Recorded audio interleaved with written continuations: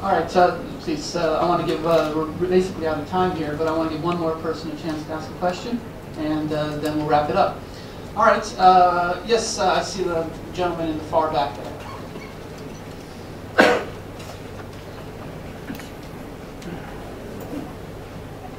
Tokumoto, I'm a freelance for Japanese magazine.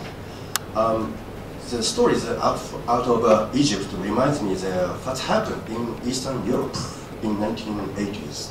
So do you expect the same course of development in Egypt and in Middle East this time?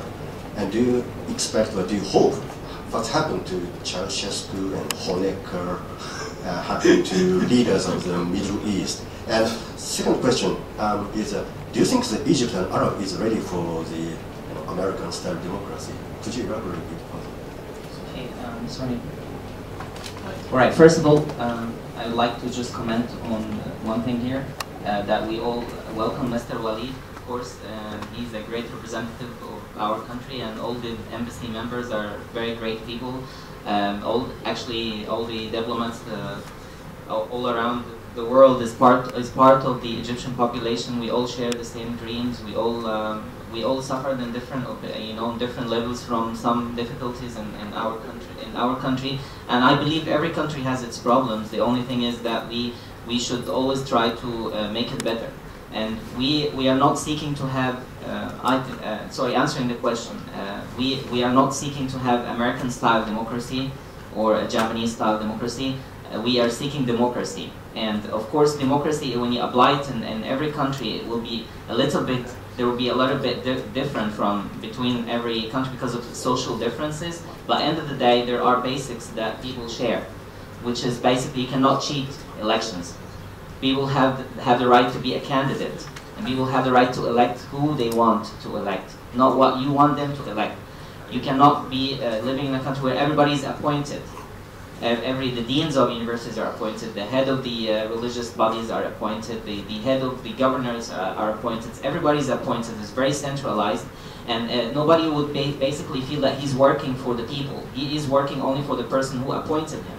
And that's why we had all these problems in Egypt, because it's very centralized, and everybody, if someone leading a national team for football, when he stands and talk, he's going to say, based on the instructions of the head of the state, I've been doing this and this. So it's basically,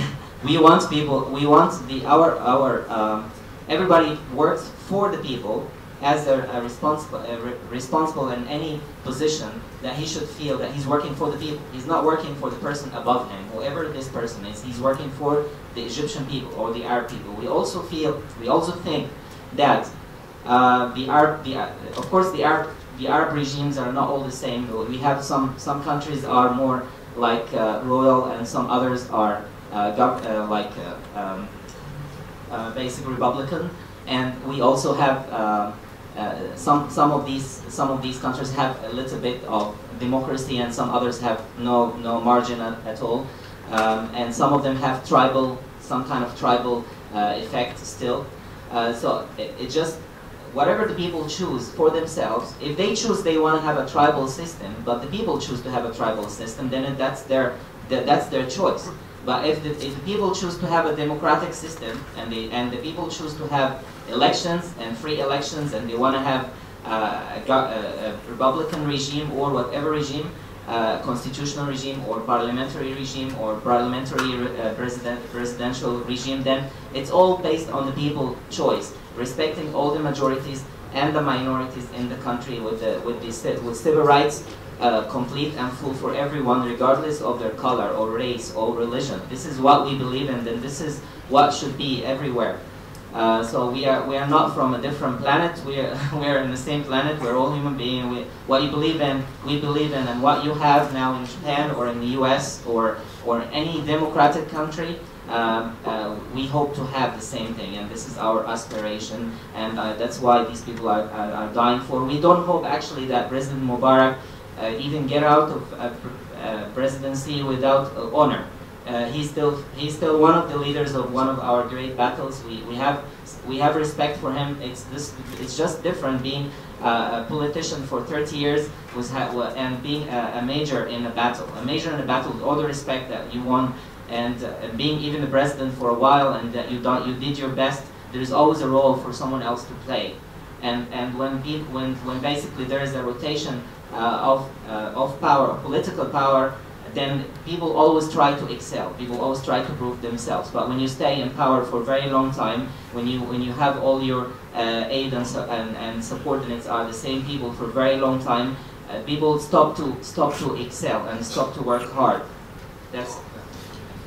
Okay. Well, basically, we're pretty much out of time here, I think we're pretty much out of time. But if you want to stick around and talk to people more, of course, you're